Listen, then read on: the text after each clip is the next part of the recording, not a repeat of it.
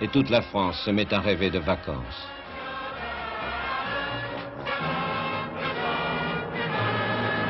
La première image, la route, symbole du départ, de l'évasion, de la découverte, la route libératrice. Comment ne pas aimer ce qu'elle représente? Le prodigieux réseau français qui donne à la voiture du touriste la possibilité d'aller partout sur des chaussées parfaites, dans l'agrément et la sécurité. Les ouvriers, eux, n'ont pas encore d'automobile, mais ils partent en tandem à la découverte de la mer. Été 36, ce sont les timides débuts de la civilisation des loisirs. Il y a 40 ans déjà.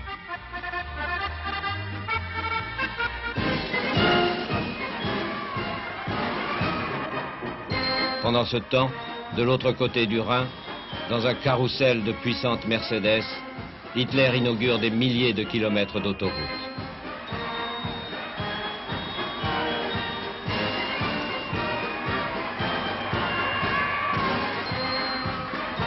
Il s'agit uniquement, affirment les journaux nazis, d'encourager l'industrie automobile et le tourisme.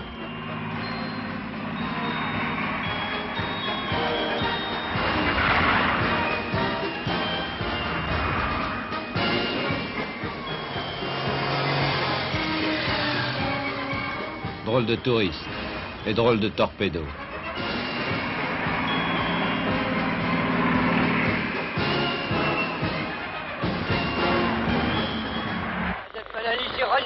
Alors descendez un instant. À Paris, autre défilé, les concours d'élégance. Et autre maître des cérémonies, l'éternel, anachronique et dérisoire André de Fouquières, chef du protocole du Quai d'Orsay et surnommé l'arbitre des élégances. Bravo, il y a de la ligne dans la voiture et de la ligne dans la femme. Et ça ne se démonte jamais. Mademoiselle Liliane Greuze, c'est un petit Greuze. Descendez Greuze. Voilà. Alors voici des fleurs, avec des jolis ensembles, d'harmonie. Voilà, alors en avant. Voyez, vous avez reconnu tous Liliane Greuze. Et bien sûr, vous avez tous reconnu Adolf Hitler. Nous apprenions seulement à le connaître.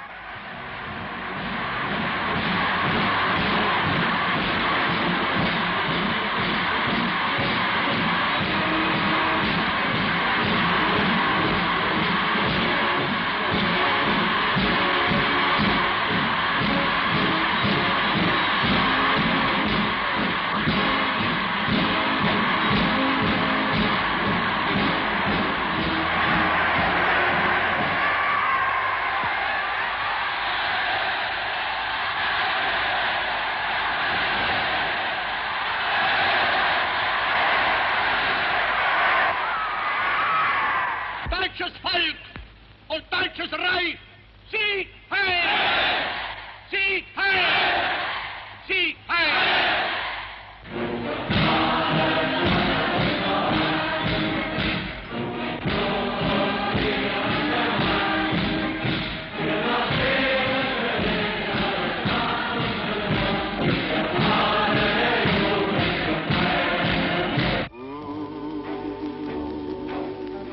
Passez sans me voir, sans même me dire bonsoir. Donnez-moi un peu d'espoir ce soir. J'ai tant de peine, dont je guette un regard. Pour quelle raison ce soir passez-vous sans me voir?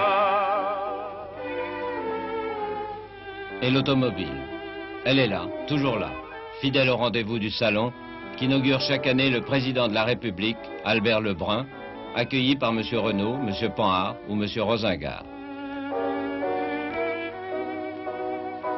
Ancien polytechnicien, le président s'intéresse aux nouveautés techniques, comme les premiers toits ouvrants électriques. Mais aussi à des détails plus futiles, comme le raconte M. Rosengart.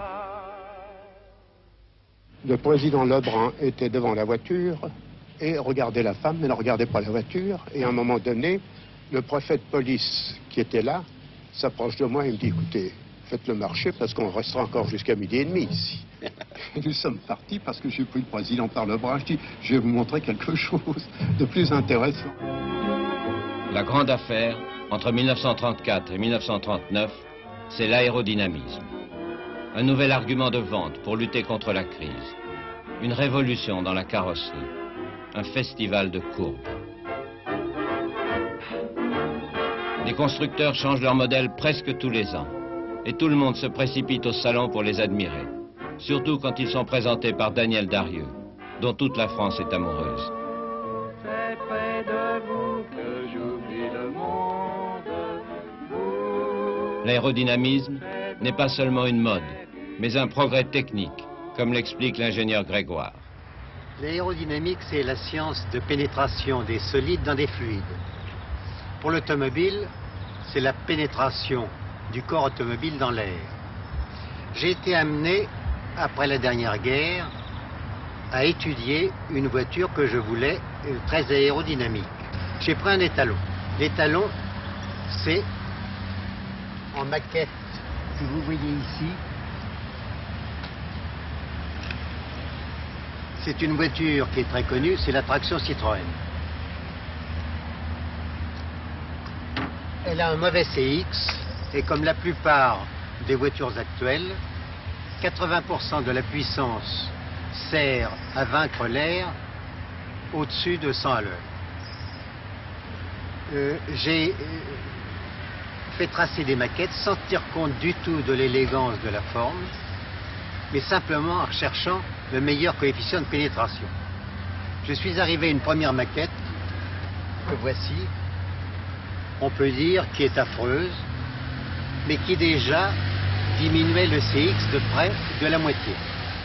Et enfin, je suis arrivé à la forme définitive, qui est celle-ci, et qui a un CX qui est du tiers de la voiture étalon.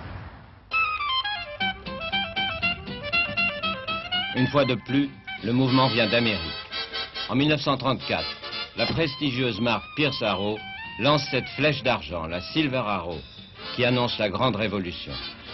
Avec elle, on entre dans le monde moderne, celui du jazz et de l'aviation, celui du rythme et de la vitesse. Ce sont les progrès de l'aéronautique qui ont fait découvrir l'aérodynamisme. L'automobile, désormais, veut ressembler à un avion, plus à un bateau. Tous les angles s'arrondissent. Les phares se fondent dans les ailes dans la carrosserie. Les roues arrière sont enveloppées. Mais Pierce Arrow fabriquera 5 exemplaires seulement de ce modèle super luxueux.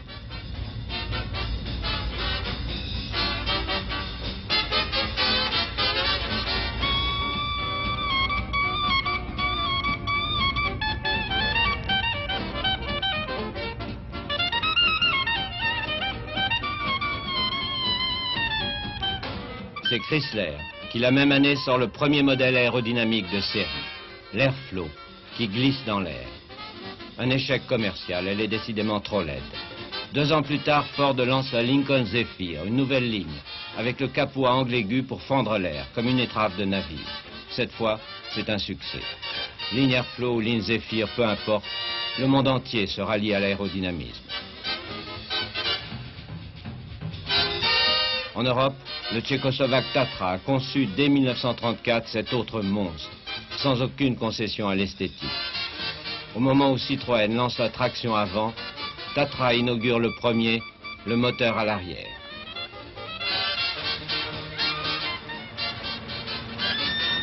En 1935, en Italie, Fiat adopte la ligne Airflow avec sa 1500. Une lignée qui engendrera la 2 chevaux Citroën, la Volkswagen, et un jour la DS, la Jaguar et la Porsche.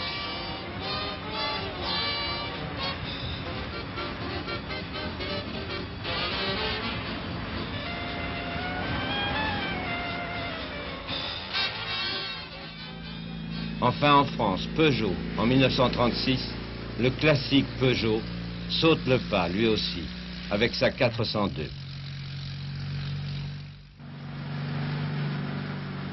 C'est bien à cette époque que commence la grande mutation qui aboutira à la voiture d'aujourd'hui.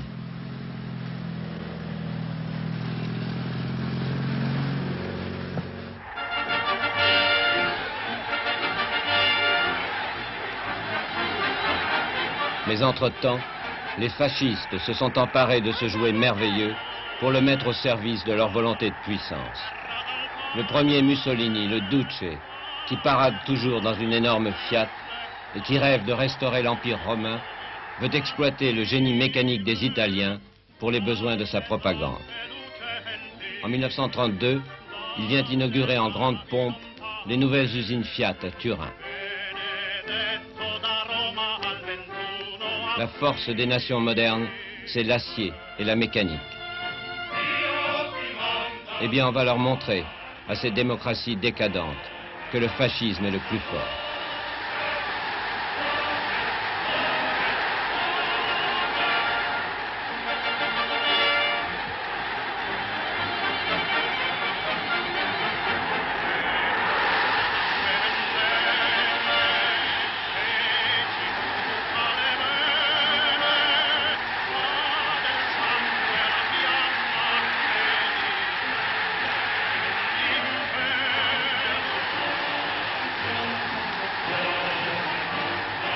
Et puisque le peuple aime les jeux du cirque, on va lui en donner.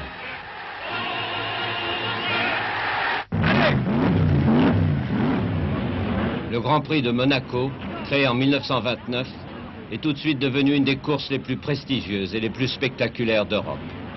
Depuis 3 ans qu'elle existe, Bugatti règne en maître.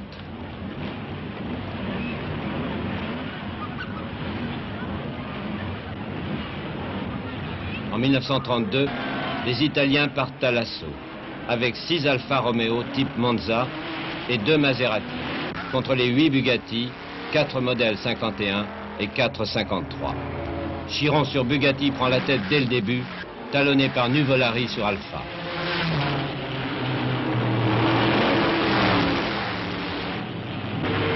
Pendant 25 tours, la lutte est épique entre le Français et l'Italien. Mais au 25e tour, Chiron, voulant éviter un concurrent qui fait à tête à queue, heurte le parapet et fait 3 tonneaux. Désormais, la course est jouée. C'est une victoire complète d'Alfa Romeo. Premier, Nuvolari. Deuxième, l'Allemand Caracciola sur son Alfa blanche. Le règne de Bugatti est fini. Celui des Italiens commence. Celui de la célèbre Scuderia Ferrari, l'écurie de Ferrari, qui est alors le directeur des courses d'Alfa Romeo. Et surtout le triomphe de Tazio Nuvolari. À 34 ans, il devient une légende sur les circuits. Le campionissimo, le champion des champions. Ce petit bonhomme taciturne fait frémir les foules avec sa façon acrobatique de prendre chaque virage en dérapage, le pied au plancher, accroché au volant.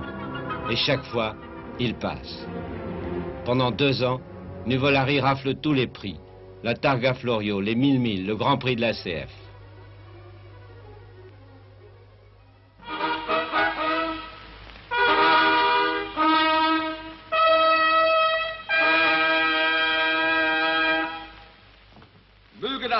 Mais en 1936, arrivent les Allemands. Un autre fascisme, une autre volonté de puissance, une autre mécanique, autrement redoutable, comme le montre l'inauguration solennelle du Salon de l'Auto à Berlin, où le ministre de la Propagande, Goebbels,